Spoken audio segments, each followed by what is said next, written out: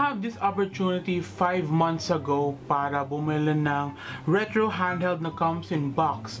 And that retro handheld is the Game Boy Pocket, mga peeps. Kasi ang Game Boy Pocket ay masyado siyang common na handheld, pero gusto ko kasi meron siyang box para lang masabi ko na wow, I am a come in box owner ng Game Boy Pocket.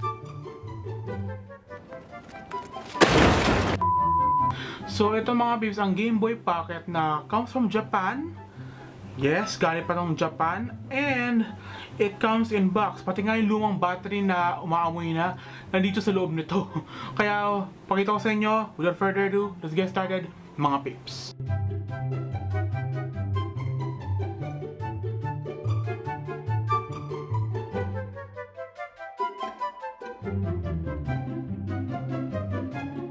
So, 4 months ago gumawa ako ng video para dito, pero hindi ko nagustuhan yung feeling na meron kang Game Boy Pocket tas di maganda yung paggawa mo ng video. I want this to make a good video para dito kasi magandang Game Boy Pocket, mga peeps.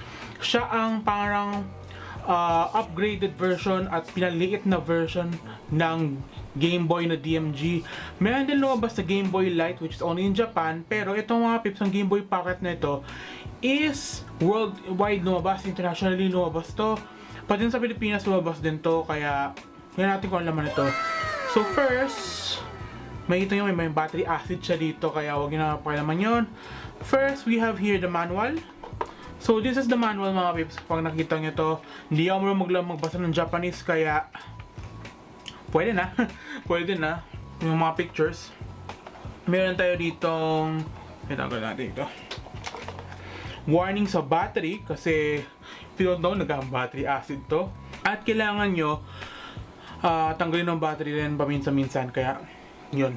Next is another paper before the console itself. Ito yung mga do's and don'ts sa isang Game Boy noon. Ito mga peeps, makikita nyo. Meron siya mga do's and don'ts sa mga sa Game Boy Pocket na ito.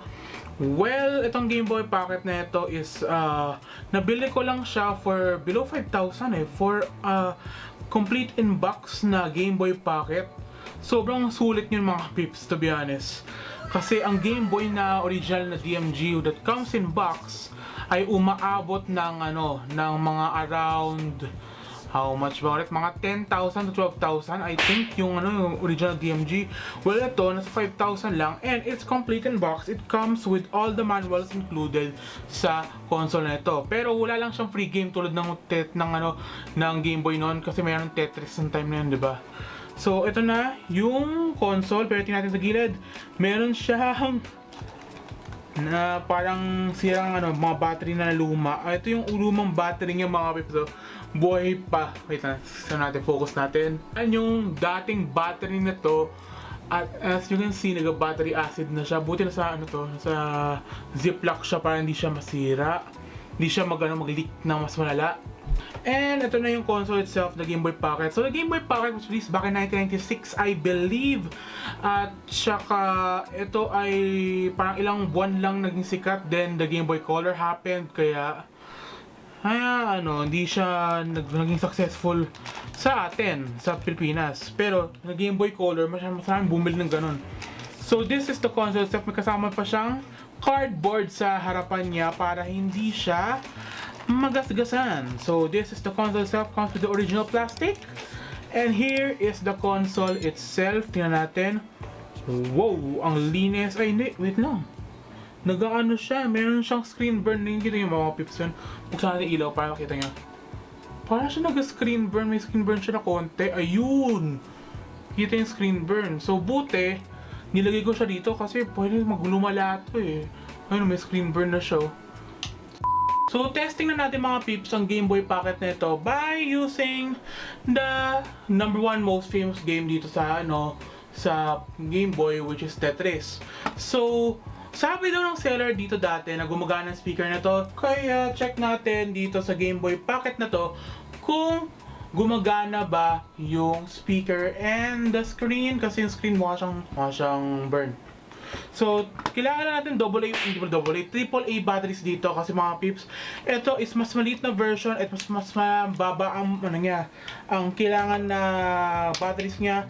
Meron tayong ever ready dito mga peeps, buti handa ako dito. And see if gumagana ba to. Kasi last time ko chinek na gumagana to. I believe na gumana siya pero mahina yung speaker. Tapos testing natin. So, sa mga consoles na ganito mga peeps, do not expect na na maganda yung gameplay kasi una muna pa naglaro ka ng ganitong console, kailangan for the nostalgia factor tayo dito at hindi na siya playable dahil yung screen na ganyan ay hindi na maganda in today's standards mga peeps.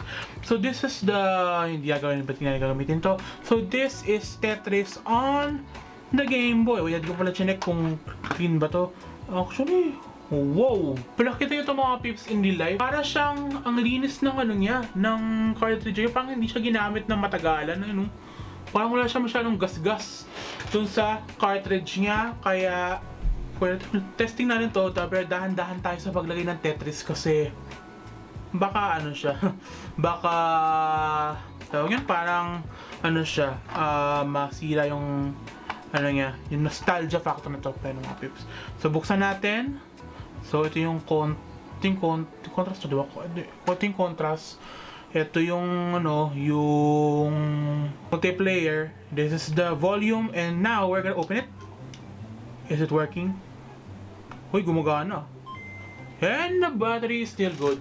So tingnan natin yung contrast natin. Wait lang, pwede ko sa inyo mga peeps kasi ganito crude ang graphics noon, yan.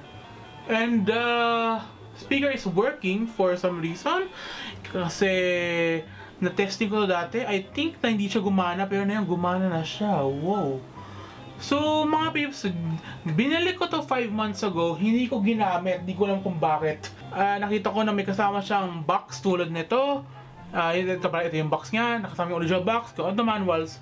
Kaya hinahanda ko to for a video and as you can see, it works. Wait lang natin. Yan. Ayun, makikita yung mga peeps ng gameplay ng Tetris. So, I have played Tetris on a Game Boy DMG and a Game Boy Lite. Not bad for a 5,000 pesos na console na original, comes in box, comes with the original papers, and the battery that reeks in age na yun mga peeps. Kaya this is a solid buy mga peeps. Pag gusto nyong maglaro ng Game Boy Pocket, I'll link down below a shop na alam ko kasi parang magandang Game Boy Pocket i-collect Tapos marami pa siyang limited editions like the yung mga yung dark blue na hindi lumabas na version na yung limited edition, parang ang gandang yun Pero itong pink mga peeps, meron din Hello Kitty version, I believe na to, kaya mukha siya yung Hello Kitty version to be honest. Kaya ayan, if you know mga peeps na ang mga ganitong Game Boy, kailangan tanggalin talaga yung battery mga peeps kasi masira talaga to pag iniwan nyo siya na sis. Pero yun, gumagaan And tingnan natin kung makaka gumagana yung start and select. Wait lang, hindi ko maayos sa camera. So hindi ko mapapakita yung gameplay pero gumagana yung yung mga buttons niya, which is good na goods. At saka bakit ang lakas ng volume. Yan. So yun lang mga peeps na sabi ko dito sa Game Boy na ito. It is basically a Game Boy DMG na pinaliit. And it can play all Game Boy games na lumabas, not Game Boy Color kasi pero sayang talaga yun, sayang yung burn na yun. Hindi ko lang na-notice yun sa dating video na ginawa ko, pero it has a burn. So, kaya yun ang masasabi ko dito. Sorry kung masyadong short ng video nito kasi I have upcoming content na gusto ko gawin. So, thank you very much for watching. Peace out mga peeps. And thank you. Bye.